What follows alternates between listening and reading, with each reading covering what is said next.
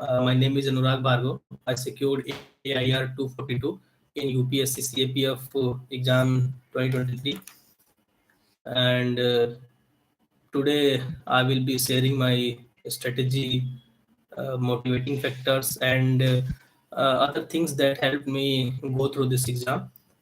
And in between, I will be also taking your doubts and questions. So let's start this session. Thank you, everyone. Thank you very much. So, as we all know about UPSC CAPF exam, it is quite clear to everyone that this exam has written phase. Second is physical and medical phase, and third is the interview. So I will be start talking how I tackled the exam. So coming to the written phase, there are two papers basically. First one is paper one, which is objective type, and second one is paper two, that is subjective type. That means we have to write answers in paper two. So what I did to crack this exam, what are the things which are useful for me are, uh, uh, I basically make a list of books. Uh, I called a few of my seniors who were there. I firstly I go through the syllabus and talk to my seniors. Uh, I was lucky enough that I got help from my seniors. So for considering the book list, uh, the basic books are same as it is told by everyone. Like for modern Indian history, everyone goes with Rajiv Ayer's Search Spectrum, which is very good and very important also. And for ancient and medieval history, I preferred NCERT. NCERTs here are very important for history, क्योंकि NCERTs जो CAPF के जो paper में direct question NCERT से आते हैं, खासकर जो क्लास 12th की थीम्स है, थीम्स 1, थीम्स 2 एंड थीम्स 3, वो तो बहुत ज़्यादा इम्पोर्टेंट है. और आई वाज लकी इनफ कि मेरा एक फ्रेंड जो कि 2020 बैच का एसी है, Aakash, I would like to mention him, उसने मुझे कॉन्स्टेंटली मतलब इम्फेसाइज किया कि तुम NCERTs line by line go through करो, and that was very helpful for me. Direct questions आते हैं उससे. आप प्रीवियस ईयर क्वेश्चन अगर देखोगे तो आपको ये मतलब आपको मिल जाएंगे डायरेक्ट एनसीईआरटीज के लाइन से क्वेश्चन आते हैं. तो एनसीईआरटीज ये इंपॉर्टेंट है. उसके अलावा जैसा कि मैं बताया, स्पेक्ट्रम हो गया. फिर उसके बाद से पॉलिटी के लिए एज यूजुअल लक्ष्मीकांत ही मोर देन इनफ है, मोर देन सफिशिएंट है लक्ष्मीकांत. ठीक है. लक्ष्मीकांत के बाद आती है ज्योग्राफी. ज्योग्राफी के लिए मैंने प्रेफर किया था एनसीईआरटीज के अलावा मैंने ज्योग्राफी और कहीं से नहीं किया था. और खास करके जो 11th और 12th की एनसीईआरटीज हैं, वो तो बहुत ज्यादा इंपॉर्टेंट है. मतलब आपको लाइन बाय लाइन थोड़ा से मतलब वो समझने में हो सकता है दिक्कत भी हो, तो उसके लिए मैंने यूट्यूब से हेल्प लिया था उसको लाइन बाय लाइन समझने के लिए. सो एनसीईआरटीज के लिए आप ज्योग्राफी के लिए आप एनसीईआरटीज बुक को कंसीडर कर सकते हैं. 11th-12th की मोस्ट इंपॉर्टेंट है. उसके बाद आता है आपका उसके बाद इकोनॉमिक्स है. सो इकोनॉमिक्स के लिए भी एनसीईआरटीज खासकर के जो क्लास 12th की मैक्रो एंड माइक्रो इकोनॉमिक्स है की बुक्स है, जो वो तो बहुत ज्यादा इंपॉर्टेंट है. वो आप कर लोगे तो I think more than sufficient. और 2023 के पेपर में डायरेक्ट क्वेश्चंस थे जो एनसीईआरटी से आए थे, लाइन से क्वेश्चंस आए थे. तो ये हो गए मेरे बुक लिस्ट. अब आते हैं करंट अफेयर्स पे. तो बहुत सारे लोगों का क्वेश्चन रहता है करंट अफेयर्स कहाँ से करें. ये देखो, जो मटेरियल अवेलेबल है मार्केट में आज के समय में, आपको मटेरियल ये नहीं देखना है कि मटेरियल की कमी नहीं मिलेगी. मटेरियल बहुत ज्यादा है मार्केट में. आपको you just have to stick to one material. अगर आप कुछ भी आप स्ट्रेटेजी बना लो, प्रीवियस ईयर पेपर देख लो कैसे क्वेश्चंस आ रहे हैं, उसके बाद से आप एक मटेरियल उठाओ. फॉर एग्जांपल मैंने पीडी प्रतियोगिता दर्पण मैगजीन को कंसीडर किया था अपने करंट अफेयर्स को कवर करने के लिए. तो मैं I was stick to that magazine throughout my exam. मैंने सिर्फ पीडी ही पढ़ी बार बार, और ये है भी कि एक किताब को 50 बार पढ़ो, ये ज़्यादा बेटर है कि 50 किताब को एक एक बार पढ़ो। तो इसलिए मैं ये कहूँगा कि आप जो है एक कोई मैगजीन उठाइए और उसको कवर करिए। और करंट अफेयर्स के लिए I would suggest newspaper reading. Newspaper is something which you cannot skip. I personally also believe कि न्यूज़पेपर तो सबको करना ही चाहिए। न्यूज़पेपर शुरुआत में आप अगर if you are facing problem तो आप द इंडियन एक्सप्रेस से शुरू करो। इंडियन एक्सप्रेस आई थिंक बहुत ही अच्छा है और सब कुछ कवर कर देता है। उसकी लैंग्वेज भी थोड़ी द हिंदू कंपेरिजन में ठीक रहती है। तो आप द इंडियन एक्सप्रेस से शुरू करो। तो न्यूज़पेपर हो गया, और करंट अफेयर्स के लिए कोई आप एक मैगजीन उठा लो, इससे आपके करंट्स कवर हो जाएंगे। करंट्स के बाद दो इम्पोर्टेंट सब्जेक्ट्स हैं जो कि सीएपीएफ पेपर 1 के लिए बहुत ही ज़्यादा इम्पोर्टेंट हैं। First one is science and second is math. इन दोनों से मिला के 35-40 क्वेश्चन आते हैं जो कि डिसाइडिंग फैक्टर होते हैं कि आपको पेपर 1 क्वालिफाई कर रहे हो कि नहीं कर रहे हो। तो फॉर साइंस अगेन क्लास 9-10 की बुक्स आप एनसीईआरटी से कर सकते हो। मैंने पर्सनली एनसीईआरटी के अलावा एस्टर्न पब्लिकेशंस की बुक्स थी, उसको भी मैंने प्रेफर किया था क्योंकि उसमें थॉरली सब कुछ एक्सप्लेन किया है। तो लेकिन आप स्किप नहीं कर सकते हो साइंस को। Science is very important. Previous year questions आप लगाइए, सीएपीएफ के, सीडीएस के, एनडीए के भी आप साइंस के प्रीवियस ईयर क्वेश्चंस आप देख सकते हो क्योंकि वो बहुत अच्छे होते हैं। और क्योंकि तीनों एग्जाम सीडीएस, एनडीए और सीएपीएफ यूपीएससी कराती है, तो साइंस के लिए आप डेफिनेटली उसको कंसिडर कर सकते हो। मैथ के लिए इन पर्टिकुलर मैंने फास्ट ट्रैक अरिहंत पब्लिकेशन की एक आती है, उसको मैंने कवर किया था। उसके अलावा उसके बाद प्रीवियस ईयर क्वेश्चंस को मैंने देखा था, तो इससे मेरा मैथ्स और साइंस काफी कवर हो गया था। बहुत सारे लोगों के क्वेश्चंस आ रहे हैं प्रीवियस ईयर क्वेश्चंस को कैसे एनालाइज करना चाहिए। देखो, आप तो प्रीवियस ईयर क्वेश्चंस निकालिए सबसे पहले और आप उसको सॉल्व करिए, क्योंकि अगर आप सोच रहे हो एग्जाम देने का, तो बहुत सारे लोगों का ग्रेजुएशन के बाद आप आए हो, थोड़ी बहुत तब होगा, तो आप पहले क्वेश्चंस को सॉल्व करिए। आप देखिए कि कैसे क्वेश्चंस आ रहे हैं। आप एक बार जब सॉल्व करना शुरू करोगे, आप जब उसके साथ साथ टेक्स्ट बुक आप पढ़ोगे, तो आपको एक आइडिया मिल जाएगा कि मतलब क्वेश्चंस कैसे आ रहे हैं, कहाँ से आ रहे हैं। सॉल्व करना he is only the key. उसके अलावा कोई और रास्ता नहीं है कि एनालाइज करने का या फिर कुछ भी करने का। आप स्टार्ट करो सॉल्व करना। तो ये हो गया प्रीवियस साइंस और मैथ्स का हो गया। उसके अलावा आई थिंक पेपर 1 में लगभग सब कुछ क्लियर हो गया है। अगेन मैं एम्फेसाइज करना चाहूंगा न्यूज़पेपर पे, क्योंकि after this we will be discussing paper 2, तो वहाँ पे न्यूज़पेपर का बहुत ज़्यादा रोल होता है। तो मैं समराइज कर देता हूँ पेपर 1 के लिए। तो पेपर 1 में आपको एनसीईआरटीज हिस्ट्री के लिए खासकर थीम्स 1, थीम्स 2, थीम्स 3 क्लास 12 की है, वो तो मोस्ट इंपॉर्टेंट है। उसके अलावा मॉडर्न इंडियन हिस्ट्री के लिए राजीव अय्यर सर की स्पेक्ट्रम, खासकर गांधी नीला वगैरह जो हो गया, वो सब बहुत ज़्यादा इंपॉर्टेंट है। उसके बाद से टॉकिंग अबाउट पॉलिटी, तो पॉलिटी के लिए लक्ष्मीकांत बहुत ज़्यादा इंपॉर्टेंट है। और उसमें से भी कुछ जो पार्टिकुलर चैप्टर्स हो गए, जैसे फंडामेंटल राइट्स हो गया, उसके बाद से पार्लियामेंट वाला चैप्टर हो गया, और जो no constitutional non constitutional bodies हो गई, ये सारे तो बहुत ज़्यादा इंपॉर्टेंट होते हैं। इसको तो बार बार पढ़ के रिविजन करके करना चाहिए। ज्योग्राफी के लिए again NCERTs with emphasis on class 11th and 12th NCERTs. Class 11th और 12th की एनसीईआरटीज को तो कवर करना ही चाहिए बहुत ही अच्छे से। For geography again, for economics 11th की, आप इकोनॉमिक्स के लिए क्लास 11th की एनसीईआरटीज को आप चाहो तो स्किप कर सकते हो, बट क्लास 12th की मैक्रो और माइक्रो इकोनॉमिक्स बहुत ज़्यादा इंपॉर्टेंट है, और करंट अफेयर्स से इकोनॉमिक्स में आप कवर कर सकते हो। उसके अलावा मैंने भी इकोनॉमिक्स के लिए कोई particularly other book, reference book को नहीं वो किया था, कंसिडर किया था।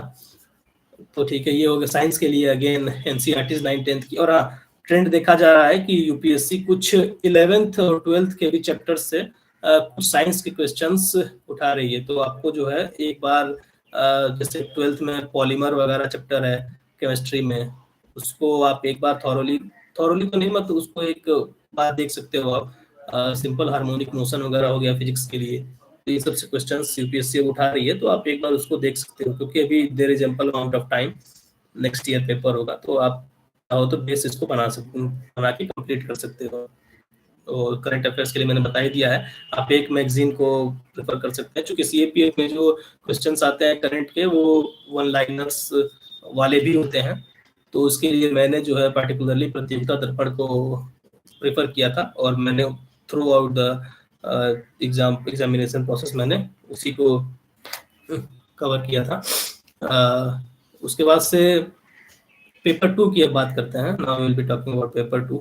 So for paper 2, look, it is very important कि आप पेपर 2 की प्रिपरेशन पेपर 1 के साथ साथ लेके चलें। जनरली ऐसा होता है कि जो एस्पिरेंट्स होते हैं वो पेपर 1 की प्रिपरेशन करते हैं, बट पेपर 2 कैजुअली ले लेते हैं, because you know starting to write the answer is quite difficult. लेकिन आई थिंक ये नहीं करना चाहिए। आपको पेपर 2 की प्रिपरेशन साथ साथ लेके चलते रहनी चाहिए। अब बात आती है कि पेपर 2 में कंटेंट कहाँ से आएगा, तो यहाँ पे newspaper reading comes to play. Newspaper reading यहाँ बहुत इंपॉर्टेंट हो जाता है। पेपर 2 के जो मोस्टली टॉपिक्स होते हैं वो एंटिसिपेट किए जा सकते हैं। जो करंट में, जैसे मान लो ऐसे लिखने हैं, चार ऐसे आते हैं, 4 ऐसे लिखने होते हैं, तो 4 ऐसे में से एक दो ऐसे होते हैं जो करंट से चल रहे हैं टॉपिक्स होते हैं, उन्हीं में से कोई लिखना होता है। आर्गुमेंट लिखना होता है, तो आर्गुमेंट मोर और लेस जो करंट में टॉपिक्स चल रहे हैं, जो न्यूज में है, हॉट एंड बर्निंग टॉपिक्स हैं, उसी पे लिखना होता है। तो आप अगर पेपर पढ़ रहे हो तो आपको ये कंटेंट आपके माइंड में रहता है, बैक ऑफ द माइंड वो शेयर हो जाता है। क्योंकि जैसे आप पेपर पढ़ रहे हो तो कोई पेपर में कोई एक टॉपिक एक दिन में कवर नहीं करता है। एक महीने तक लगातार कोई भी अगर बर्निंग इशू है वो लगातार एक महीने तक आता रहता है। तो if you are reading anything for 1 month, तो उसमें ये होता है कि आप जो है वो बैक ऑफ द माइंड आपके सेव हो जाता है। तो फिर जब आप लिखने जाते हो, टॉपिक आप देखते हो, तो वो चीजें याद आ जाती हैं। जैसे मुझे याद है कि मेरे टाइम में आया था जेनेटिकली मॉडिफाइड क्रॉप्स पे आया था, तो मैंने उसको पढ़ा हुआ था पहले। तो मुझे at the time of writing the answer मुझे वो याद आ गया कि मतलब जेनेटिकली मॉडिफाइड क्रॉप्स के एडवांटेज, प्रो एंड कॉन्स क्या है, तो वो मैंने लिख दिया था। तो इसलिए आई वुड सजेस्ट कि पेपर तो पढ़ना ही चाहिए, आपको न्यूज़पेपर पढ़ना चाहिए। तो ये हो गया। तो ऐसे, और हाँ, एक और चीज मैं बताना चाहूंगा कि जैसे आप आंसर लिखना शुरू करते हैं तो लिखना बहुत ज्यादा इंपॉर्टेंट होता है। क्योंकि ये मतलब देखा जाता है कि पेपर बहुत सारे बच्चे कंप्लीट नहीं कर पाते हैं, पेपर 2 इन पर्टिकुलर, तो छूट जाता है। तो ये सिर्फ इसी लैक ऑफ प्रैक्टिस की वजह से छूट जाता है। इसी की वजह से बहुत सारे बच्चे क्वालिफाई नहीं कर पाते हैं। तो सो आई थिंक कि आप लोगों को एक तो लिखने की प्रैक्टिस करनी चाहिए। उसके अलावा जो है कंटेंट के लिए आपको न्यूज़पेपर रीडिंग और भी आप कंटेंट इनरिच कर सकते हैं। जैसे मैंने न्यूज़पेपर के अलावा विजन की जो मंथली मैगजीन आती है उसको भी मैंने कंसीडर किया था। उसमें जो टॉपिक्स चलते रहते हैं न्यूज़ में, करंट टॉपिक्स होते हैं, वो उसके जो मतलब पॉइंटर्स होते हैं, तो वो आपको आंसर राइटिंग में काफ़ी हेल्प करते हैं। तो ये सारी ये स्ट्रेटेजी रही। पेपर 2 में बात करें, इंग्लिश ग्रामर सेक्शन जो हो गया, तो English grammar section is very important. वो काफी रोल प्लेइंग होता है to get good marks in paper 2। तो उसके लिए आप प्रीवियस ईयर क्वेश्चंस को देख सकते हैं। प्रीवियस ईयर क्वेश्चंस यहाँ पे बहुत ज्यादा इंपॉर्टेंट रोल प्ले करते हैं। उसके बाद से पार्टिकुलरली ग्रामर के लिए आप कोई ग्रामर की क्लास 10th की या फिर क्लास 9th की बुक भी कंसीडर कर सकते हैं। उससे उससे ग्रामर हो जाएगा। Most probably previous year question से आपको एक आइडिया लग जाएगा कि कैसे उस क्वेश्चन को टैकल करना है, और आप यूट्यूब की हेल्प ले सकते हैं। There are many teachers who provide free guidance for paper 2 grammar, आप वहाँ से गाइड ले सकते हो। और उसके बाद से ये ग्रामर सेक्शन हो गया। ऐसे का मैंने बता दिया, आर्गुमेंट बता दिया। रिपोर्ट राइटिंग होती है, तो रिपोर्ट राइटिंग में भी again newspaper comes to the play. Mostly जो टॉपिक्स न्यूज़ में चल रहे होते हैं वही आते हैं। तो आप जो है अगर आप पेपर पढ़ते रहोगे तो आपको एक आइडिया मिल जाएगा कैसे लिखना है। और दो दो चीज़ें जो होती हैं पेपर 2 में कि फॉर्मेट और content. So I would say कि फॉर्मेट बहुत ज़्यादा इंपॉर्टेंट होता है, कंटेंट भी इंपॉर्टेंट होता है। बट अगर आप if you are writing answer in correct format, आप आंसर को करेक्टली फ्रेम कर पाते हो, तो जो है बहुत तो कंटेंट इनरिच हो ही जाएगा। सो आंसर्स को फ्रेम करना बहुत इंपॉर्टेंट होता है पेपर 2 में। तो ये रही। मैंने पार्टिकुलरली मैं आंसर्स लिखता था, तो मैं अपने फ्रेंड को भेजता था, लिख करके आंसर भेजता था, तो वो करेक्ट करता था। और जो भी उसमें बताता था उसको, ये सुधार लो, वो सुधार लो ऐसे। तो this help me a lot. तो आप भी किसी से इवेल्युएशन करा सकते हो इफ यू नो एनीवन। ये बहुत इंपॉर्टेंट होता है। Evaluation is also an important factor for paper 2। तो ये सारी चीजें होंगी पेपर 2 के लिए। एंड सो रिटन पार्ट हो गया यहाँ पे। रिटन पार्ट के बाद जो आपका आता है फिजिकल एंड मेडिकल टेस्ट। तो सपोज कि आप रिटन क्वालिफाई कर गए, उसके बाद से अभी शायद डैफ भरने का टाइम चल रहा है। आई डोंट नो, शायद ओवर हो गया या फिर चल रहा है 2024 बैच का डैफ भरने का टाइम। तो डैफ इज अगेन वेरी इंपॉर्टेंट। आपको डैफ बहुत ही सही से, बहुत ही सावधानी से, बहुत ही ज़्यादा एनालिसिस करके भरना चाहिए, क्योंकि इंटरव्यू में डैफ is the one which is going to play important role in your interview. So डेफ के बाद फिर आते हैं फिजिकल्स के लिए। तो मुझे लगता है कि फिजिकल और मेडिकल के लिए आपको as soon as you get your name in the written exam PDF, तो आपको फिजिकल की तैयारी शुरू कर देनी चाहिए। बहुत सारे बच्चे इसको थोड़ा सा हल्के में ले लेते हैं, लेकिन वहीं पे इसीलिए दिक्कत हो जाती है, and they got out in the physicals. तो आपको फिजिकल्स और मेडिकल्स को भी सीरियसली लेना चाहिए और प्रिपरेशन करते रहना चाहिए। तो वो तो अगर आप स्ट्रेटेजी बना के करोगे तो फिजिकल्स मुझे लगता है हो जाना चाहिए। मोस्टली स्टूडेंट्स को प्रॉब्लम होती है लॉन्ग जंप में ही। तो long jump is a matter of practice. So आप अगर प्रैक्टिस करोगे तो वो भी क्लियर हो जाएगा। यूपीएससी की सिंपल अमाउंट ऑफ टाइम, तो आप प्रैक्टिस करोगे तो वो हो जाएगा। उसके बाद से आते हैं इंटरव्यू पे। मैं जल्दी जल्दी ये 3 प्रोसेस खत्म कर देता हूँ, उसके बाद से then I will be sharing what motivating factors and other things. So interview पे आते हैं। तो इंटरव्यू के लिए again newspaper is the deciding factor here also, क्योंकि इंटरव्यू में मोस्टली क्वेश्चंस आपके डेप्थ से होंगे, और जो करंट में क्वेश्चन चल रहा है, आपकी जनरल अवेयरनेस कितनी है उससे क्वेश्चंस होंगे। एंड ये कहा भी जाता है कि interview is not about your knowledge test, वो आपकी पर्सनालिटी का टेस्ट है, और इसका नाम भी है पर्सनालिटी टेस्ट। तो to enhance your personality you should be aware of the happenings in your surrounding. तो ये आप कैसे होगा, ये आपको होगा जब यू आर आप करंट पेपर वगैरह न्यूज़पेपर पढ़ रहे हैं, तो आपको क्या हो रहा है देश दुनिया में, जो चीज़ें घटित हो रही हैं, आपको इसकी नॉलेज होगी।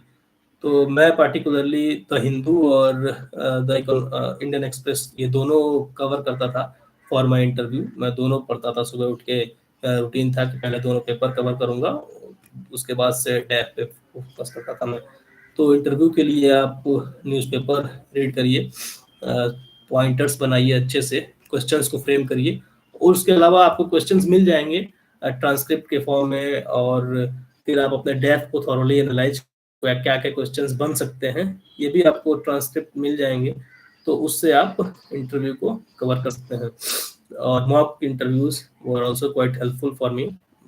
मैंने मॉक तीन चार मॉक दिए थे मैंने। दृष्टि आईएएस में भी एक दिया था, तो खान आईएएस दृष्टि आईएएस में मैंने मॉक दिया था, तो वो भी काफ़ी हेल्पफुल थे। इनिशियली मुझे पता चल गया कि कहाँ मुझे प्रॉब्लम्स कहाँ कहाँ थी, फंबलनेस आ रही थी बोलने में। तो वो सारी चीज़ें मॉक से कवर हो गई। उसके बाद मैंने इंटरव्यू बोर्ड में काफ़ी अच्छा अपेयर किया, मुझे 107 नंबर मिले थे इंटरव्यू में। तो दिस वाज माय जर्नी। और इसके अलावा आपको अगर कुछ पूछना हो तो आप लोग पूछ सकते हो। आई will be taking your doubts now. So thank you everyone for the congratulation. PYQ से क्वेश्चंस रिपीट होते हैं, हाँ जी, पीवाईक्यू से क्वेश्चंस रिपीट होते हैं, इसमें कोई डाउट नहीं है। पीवाईक्यू तो बहुत ज़्यादा इंपॉर्टेंट होता है। PYQ is very important. PYQ आपको करना ही चाहिए। आपको मोटिवेशन कहाँ से मिला था, देखो मेरा शुरू से थोड़ा सा यूनिफॉर्म फोर्सेस के प्रति वो रहा है। मैं NDA CDS I was constantly appearing in these exams, और SSB conference I have been conference out multiple number of times.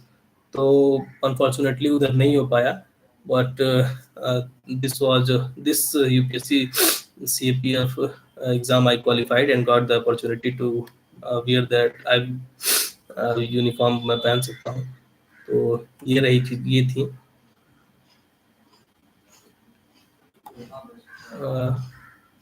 जी, जो मैं वही खुद से गाइड कर रहा हूँ यूपीएससी एसी से रिलेटेड, कि आपको मैंने बुक लिस्ट बता दी है, क्या-क्या बुक लिस्ट है, कैसे इस एग्ज़ाम को टैकल करना है, कहाँ से करना है। डोंट माइंड आप जितने कम हो यार। Sir, first of all, congratulations. I am not able to figure out optional even after being in preparation for a year now. Kindly help. तो thank you. तो देखिए, अगर आप नहीं कर पा रहे हो तो थोड़ा सा आप टाइम ले लो, और देखो आप पढ़ करके क्या चीज़ें आपके लिए सही है, क्या चीज़ें आपके लिए किस चीज़ में आपको इंटरेस्ट आ रहा है। और वो एक पूरा अलग टॉपिक हो गया। आप अदर टॉपर्स के इंटरव्यू, सीएससी टॉपर्स के इंटरव्यू देख सकते हो आप, दैट विल हेल्प यू।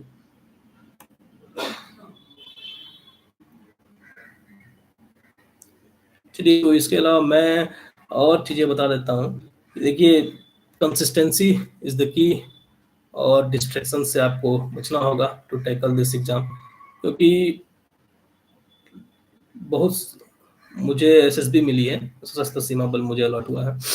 तो कंसिस्टेंसी मैं बात कर रहा था। देखो, आपको इस एग्ज़ाम को क्लियर करना है तो आपको कंसिस्टेंटली आपको बने रहना होगा प्रिपरेशन में। आप छोड़ करके नहीं कर सकते हो कि छोड़ दिया, फिर शुरू कर दिया, फिर एक दिन पढ़ रहे हैं, एक दिन नहीं पढ़ रहे हैं। ये सारी चीज़ें आपके ओवरऑल परफॉर्मेंस को अफ़ेक्ट करती हैं। तो मुझे लगता है कि आपको कंसिस्टेंटली जो है, you have to stick to the process. अगर आपका ये एम है कि नहीं, आपको क्लियर करना है यूपीएससी, तो आपके लिए कंसिस्टेंसी बहुत ज़्यादा इंपॉर्टेंट हो जाती है। और दूसरी बात आती है distraction. In the era of social media there is lot of distraction. बहुत सारे आपको पर्सनली कभी-कभी ऐसा लगेगा कि मैं क्या कर रहा हूँ, मैं आई एम स्टक हियर, मेरे दोस्त आगे निकल गए हैं, वो घूम रहे हैं, वो पैसे कमा रहे हैं। तो ये सारी चीज़ें डिस्ट्रैक्ट करती हैं आपको, but you will have to believe in yourself. मेरे साथ भी ऐसा होता था। और if you will see the interview of other successful candidates, whether it is CSC और सीएपीएफ, तो आपको ये लगेगा कि सबके साथ ऐसा होता है। सबको ऐसा लगता है कि मैं स्टक हो गया हूँ, मेरे साथ के जो थे वो आगे निकल गए हैं। बट अगर पर्पज है आपकी लाइफ का कि आपको क्लियर करना है, आपको इसमें जाना है, और रोल प्ले करना है आपको in the society through this things, तो आपको इन सारी चीज़ों को इग्नोर करके और एक मोटिवेटिंग फैक्टर खोजना होगा। जैसे मेरे लिए था कि मुझे तो ज्वाइन करना ही है, तो इसलिए वो मुझे काफ़ी हेल्प किया था इस प्रोसेस से स्टिक रहने में। तो डिस्ट्रैक्शन से आपको बचना होगा, सोशल मीडिया से आप थोड़ा दूर रहिए ड्यूरिंग द प्रोसेस। और ज़्यादातर अगर सोशल मीडिया पे आप रहिए भी तो ऐसी चीज़ों को फॉलो करिए जो जिससे आपको कॉन्स्टेंटली मोटिवेशन मिलता रहे। जैसे if you are into CSC preparation, तो आप प्रीवियस सक्सेसफुल एस्पिरेंट्स के अकाउंट्स को फॉलो करिए, जिससे एक आपको मोटिवेशन मिलता रहेगा। And if you are into CAPF preparations, तो बहुत सारे अकाउंट्स हैं जो कॉन्स्टेंटली आजकल तो बहुत वो इजीली हेल्प भी अवेलेबल हो जाता है इंस्टाग्राम पे। Even I am also available, मैं भी बहुत हेल्प कर देता हूँ जो भी, if anyone comes with any doubt. तो इससे एक ये रहता है कि समवन हैज हेल्प मी, सो मैं भी आगे हेल्प कर देता हूँ।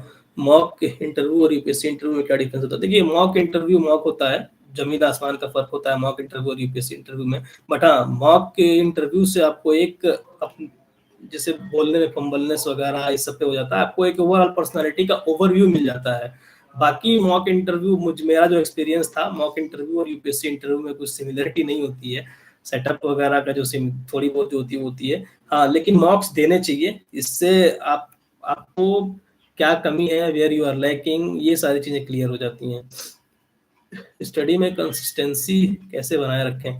देखिए, ये तो जो मोटिवेटिंग फैक्टर है, क्यों आना चाहते हैं आप यहाँ पे, why you want to join this services, तो इसी से आपको कंसिस्टेंसी बनाने में हेल्प मिल जाएगी।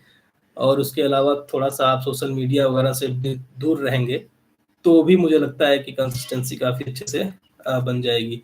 लेकिन फ़ोन को भी थोड़ा-सा किनारे रखें पढ़ते समय, तो इससे कंसिस्टेंसी में काफ़ी हेल्प होती है। और मोटिवेशन मोटिवेशन अगर आपका है कि आप कुछ करना चाहते हो, कुछ भी हो सकता है आपका मोटिवेशन, सोसाइटी के लिए या फिर फैमिली के लिए, you want to make your family proud, you want to make your father proud, तो ये सारी चीज़ें अंदर से आती हैं। बाहरी दुनिया कितना भी आपको मोटिवेट कर ली, you are not going to motivate.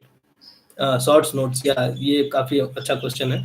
तो शॉर्ट्स नोट्स बहुत ज़्यादा इंपॉर्टेंट होते हैं फ्रॉम रिटन टू इंटरव्यू। मुझे लगता है कि notes are very very helpful, क्योंकि लास्ट टाइम में आप पैनिक कर जाते हो, सारी किताब आप नहीं पढ़ सकते हो, तो उस समय notes are the one who saves you, आपको कॉन्फिडेंस देते हैं। तो नोट्स देखिए बनाने चाहिए, सबको बनाने चाहिए मुझे लगता है।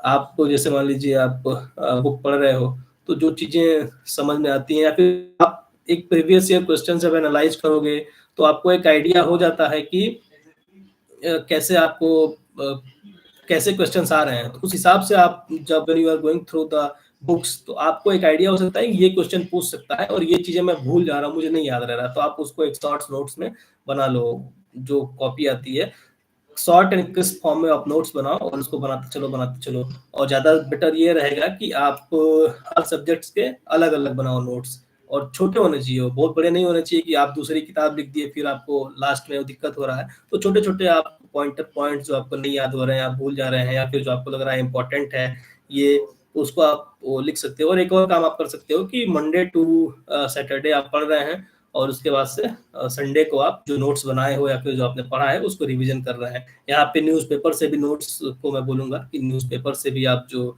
नोट्स हैं, जो आपको पॉइंट्स लग रहे हैं जो इम्पोर्टेंट हैं, और तो वो आप लिख सकते हैं, क्योंकि बहुत कोने में न्यूज़पेपर्स में ऐसे टॉपिक्स रहते हैं, ऐसे आर्टिकल्स रहते हैं, न्यूज़ रहती है जो डायरेक्टली एग्जाम में पूछ देते हैं।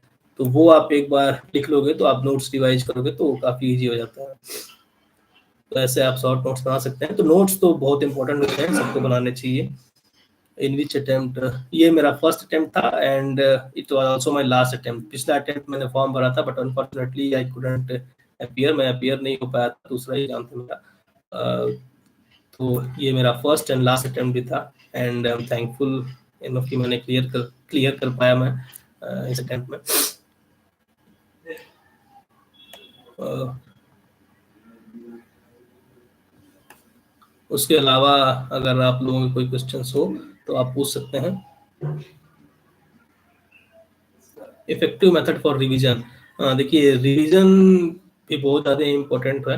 तो मैंने बताया कि आप डिवाइड कर सकते हैं अपने स्टडी को, जैसे आप मंडे टू फ्राइडे या फिर मंडे टू सैटरडे आप अपना जो टारगेट है वो कंप्लीट कर रहे हैं, उसके बाद से सैटरडे संडे या फिर संडे को आप रिवीजन कर रहे हैं। Revision is very important, revision बहुत ज़्यादा इंपॉर्टेंट है, नहीं तो आप आगे से पढ़ते जाएंगे और पीछे से भूलते जाएंगे। तो इसलिए आप ये स्ट्रेटेजी फॉलो कर सकते हैं, मंडे टू फ्राइडे और मंडे टू सैटरडे आप पढ़िए, और उसके बाद से संडे को या फिर सैटरडे को आप रिवाइज करिए।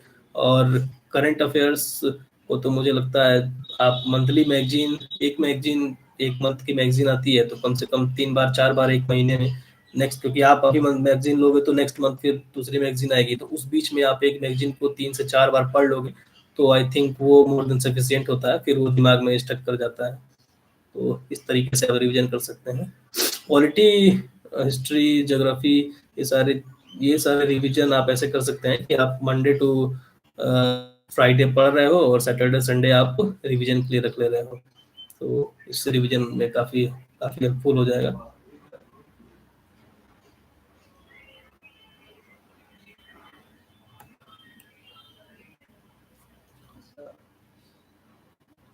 सो अगर आपके anyone of you want to ask anything, so please. इसके अलावा आई डोंट थिंक, मैंने सब लगभग शॉर्ट में बता ही दिया। कोई ऐसी कुछ मटेरियल जिनका आपको लगा कि कॉस्ट बेनिफिट रेशियो हाई है, लाइक पॉलिटी में या एनी अदर सब्जेक्ट को स्टैंडर्ड बुक, मैंने बताया तो जैसे कि थीम्स, क्लास 12 की जो थीम्स 1, थीम्स 2, थीम्स 3 है, बहुत ज़्यादा इंपॉर्टेंट है।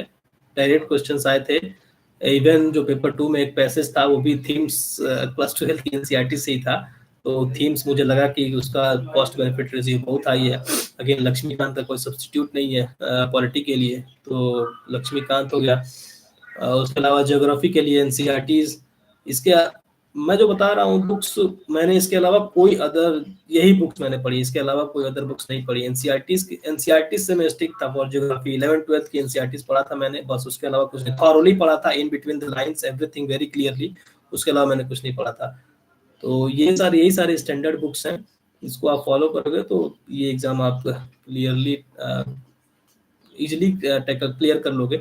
और एक और बात है, यूपीएससी जो है हर साल कुछ ना कुछ सरप्राइज करती रहती है, तो आपको वो सारी चीजें बैक ऑफ द माइंड में वो ले करके चलनी है कि यूपीएससी जो है कुछ भी कर सकती है, कभी बहुत इजी क्वेश्चन पूछ देती है, कभी बहुत हार्ड क्वेश्चन पूछ देती है। तो इसलिए आपको सीडीएस, एनडीए, एनडीए के साइंस के क्वेश्चन बस, उसके अलावा नहीं, सीडीएस के क्वेश्चंस जो हैं जनरल अवेयरनेस के और साइंस के, वो भी आपको फॉलो करने हैं, और प्रीवियस ईयर पेपर्स के। इससे आपको एक जनरल आइडिया लग जाएगा। पिछले 5 साल के पेपर्स, आप 5 साल के पेपर्स अगर आप सॉल्व कर रहे हो तो आपको एक जनरल आइडिया लग जाएगा कि यूपीएससी कहाँ क्या चेंजिंग कर रही है, क्या पैटर्न चल रहा है। तो यूपीएससी के वो पैटर्न को ध्यान में रखते हुए आप प्रीवियस ईयर क्वेश्चंस को सॉल्व करिए, बाकी स्टैंडर्ड बुक्स फॉलो करिए। आई थिंक आप इजीली क्लियर कर जाओगे। और पेपर 1 के साथ साथ पेपर 2 की भी प्रैक्टिस करते रहिए। इकोनॉमी के लिए मैंने क्लास 11th भी पढ़ी थी NCERT, but I don't find that much effective. तो मैंने क्लास 12th की, मैं सजेस्ट करूंगा कि क्लास 12th की जो मैक्रो और माइक्रो इकोनॉमिक्स है वो बहुत ज़्यादा इफेक्टिव है, डायरेक्ट क्वेश्चन आए थे उससे, तो वो आप फॉलो कर सकते हो। क्लास 12th की micro and micro economics, again I am emphasising on it. Class 12th की एनसीईआरटीज की थीम्स 1, थीम्स 2, थीम्स 3 पे मैं बार बार एम्फेसिस दे रहा हूँ, because that help me a lot. और मैक्रो में मैथ भी पढ़ना है सर। हाँ, मैक्रो में जो आप दिया हुआ है किताब, आप फॉर्मूलाज वगैरह में बहुत ज्यादा ध्यान मत दो। आप जो थ्योरीज वगैरह हैं, इन बिटवीन लाइंस के जो क्वेश्चन पूछे हैं वो आप पढ़ लो। उसके अलावा इकोनॉमिक्स के लिए आप करंट अफेयर्स में जो इकोनॉमिक सेक्शन होता है उससे पढ़ लो, उससे कवर हो जाएगा। उसके अलावा आपको कुछ करने की जरूरत नहीं पड़ेगी, मुझे नहीं पड़ी थी। How to improve answer writing, improve करने के लिए सबसे इम्पोर्टेंट है आंसर राइटिंग शुरू करना। तो आप जैसे टॉपिक्स, बहुत सारे चैनल्स हैं जो आपको टॉपिक्स प्रोवाइड कर देंगे, या फिर आप प्रीवियस ईयर पेपर उठा सकते हो। आप उठाइए, उसका एक सैंपल आंसर देखिए, 1-2 सैंपल आंसर देखिए, उसके बाद से मिल जाएंगे आपको सैंपल आंसर। उसके बाद से आप लिखना शुरू करिए। और तो यहाँ बात आती है कि लिखेंगे तो लिखेंगे क्या। तो यहीं पे न्यूज़पेपर इंपॉर्टेंट रोल प्ले करता है कि if you are reading newspaper constantly तो आपको कंटेंट की कमी नहीं पड़ेगी। You will be able to put very good content in your answer. तो सबसे पहले तो आप लिखना शुरू करिए। उसके बाद से लिखने के साथ साथ आप सैंपल आंसर्स को देखिए। सैंपल आंसर से आपको एक आइडिया लग जाएगा कैसे लिखना है, फॉर्मेट कैसा होना चाहिए। उसके अलावा आप कंटेंट के लिए न्यूज़पेपर पढ़िए, तो इससे आंसर राइटिंग आपकी काफी इंप्रूव हो जाएगी। And evaluation here is also important. आप इवेल्युएट करा सकते हैं, जो आपके साथ होंगे बच्चे उनसे इवेल्युएट करा सकते हैं, या फिर बहुत सारे इंस्टीट्यूट्स हैं, यूट्यूब टीचर्स हैं जो फ्री में प्रोवाइड कराते हैं, तो आप वहाँ भी अपने आंसर्स को इवेल्युएट करा सकते हैं। तो इससे आपके आंसर राइटिंग डेफिनेटली इंप्रूव होगी। मैंने क्या किया था, मैं लिखता था आंसर, और एज आई मेंशन, मेरा दोस्त है एक 2020 बैच का एसी है, आकाश। तो उसने मेरी बहुत हेल्प करी है एट एवरी स्टेप। तो मैं आंसर लिखता था, उसको भेजता था, एंड तो उसने आंसर इम्प्रूव किया, आंसर्स को बढ़िया से बताया कैसे लिखना है, कहाँ गलती हो रही है, क्या सुधारना है। तो this is how I scored, I was able to score good marks in paper 2। इस बार पेपर 2 की जो चेकिंग हुई है काफ़ी टफ हुई है। मार्क्स मेरे, मतलब 2023 में मैं बता रहा हूँ, काफ़ी मार्क्स कम मिले हैं, but I got decent marks, 87 marks थे मेरे। तो दिस इज इट। एनीवन और कोई क्वेश्चन हो?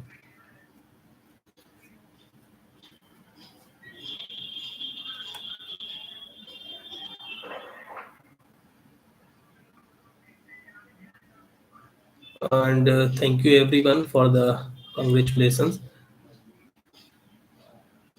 मुझे लगता है कि मैंने लगभग सब कुछ कवर ही। का पेपर 2 कैसा था इस बार? इस बार पेपर 2 ठीक था। इस बार का पेपर काफ़ी टफ था। इस बार सीएपीएफ का पेपर काफ़ी टफ था। नंबर ऑफ वैकेंसीज ज़्यादा थी, उसके बाद भी अ, मेरे साथ के 4-5 थे कैंडिडेट्स, एस्पिरेंट्स, जो unfortunately couldn't make to the final list में नहीं आ पाए। और उनका इस बार रिटर्न भी अनफॉर्चुनेटली क्लियर नहीं हो पाया। तो paper 2 was quite tough. Paper 1 and paper 2 इस बार क्वाइट टफ थे। अब मार्किंग कैसी हुई है ये तो फाइनल नेक्स्ट ईयर पता चलेगा जब फाइनल रिजल्ट आएगा। Anything else? Thank you.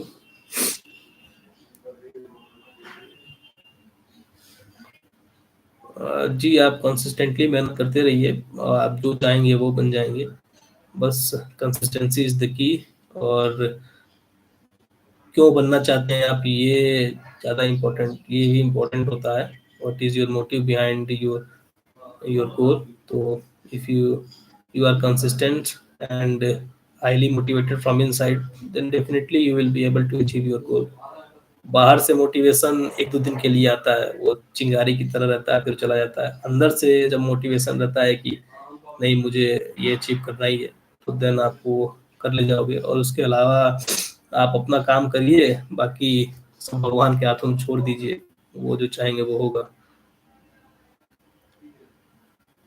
Thank you. Anything else? आपको कुछ भी पूछना हो तो पूछ सकते हैं। Don't find my purpose of life. ज़्यादा बढ़िया रहेगा कि अगर आप यूपीएससी सीएपीएफ से रिलेटेड पूछें, बट पर्पज ऑफ लाइफ ये तो आप ही को खोजना पड़ेगा कि what is your purpose of life, what you want to do. Purpose of life तो आप ही खोजना पड़ेगा। But if there is any question related to UPSC CAPF online versus offline, या दिस इज गुड क्वेश्चन। आप, मुझे नहीं लगता है कि आपको ऑफलाइन कोचिंग लेने की जरूरत है। आई पर्सनली बिलीव कि मुझे नहीं लगता है कि इसके लिए कोचिंग लेने की जरूरत है। बट इफ यू थिंक कि नहीं मुझसे नहीं हो पा रहा है, तो आप ऑनलाइन कंसिडर कर सकते हो।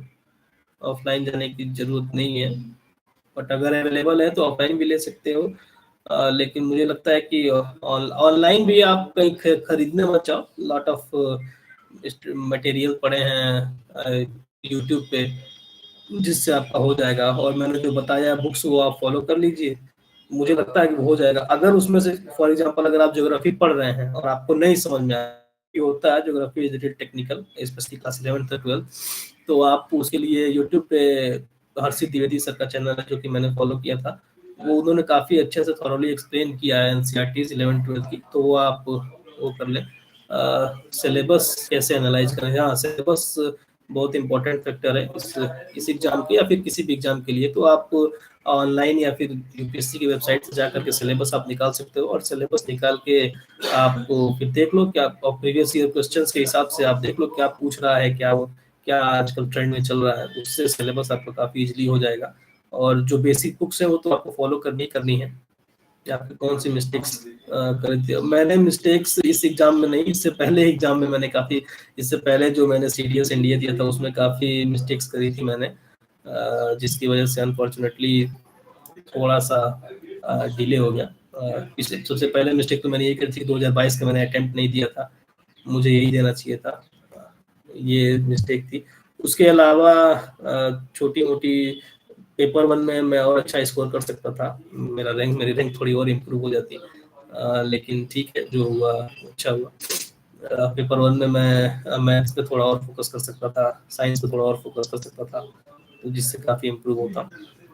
उसके बाद हिंदी मीडियम से दे सकते हो, हाँ हिंदी मीडियम से आप दे सकते हो। पेपर 2 में हिंदी मीडियम से आप जो है सिर्फ एस्से लिख पाओगे, और आई थिंक हाँ सिर्फ आप एस्से लिख पाओगे और आर्गुमेंट लिख पाओगे। उसके अलावा तो बाकी आपको इंग्लिश में ही देना पड़ेगा। इंटरव्यू में आप हिंदी मीडियम से दे सकते हो। प्लान बी कब से रखना चाहिए सर? देखिए ये एक इम्पोर्टेंट फैक्टर है। प्लान बी आप, if you are thinking of UPSC, तो आप एक प्लान बी साथ में लेके चल सकते हो given the uncertainty of the examination. क्योंकि इवन मेरे इंटरव्यू में एक क्वेश्चन था कि मेरा इंटरव्यू बोर्ड था प्रीति सुडान मैम का, who is currently the chairman of UPSC. तो उसमें उन मैडम ने मुझसे पूछा था प्लान बी के बारे में, तो मैंने बताया था कि ma'am teaching is my plan B, मैं इसको लेकर के चल रहा हूँ। तो प्लान बी आप रख सकते हो right from the days of preparation. आपको जैसे मान लीजिए अगर आप ग्रेजुएशन के बाद इसमें आओगे, तो अगर आपको